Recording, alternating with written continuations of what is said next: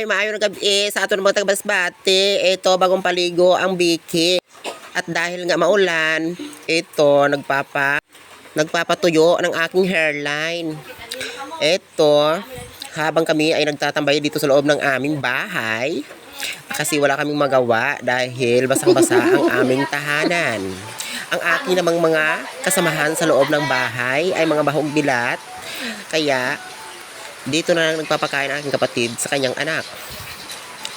Sa nga pala kung makikita nyo dyan nga pala kami ay dito nagtitipon-tipon sa loob ng aming bahay. Kasi masarap naman talaga sa pakiramdam na sama-sama sa loob ng bahay kasi pag umuulan sa labas.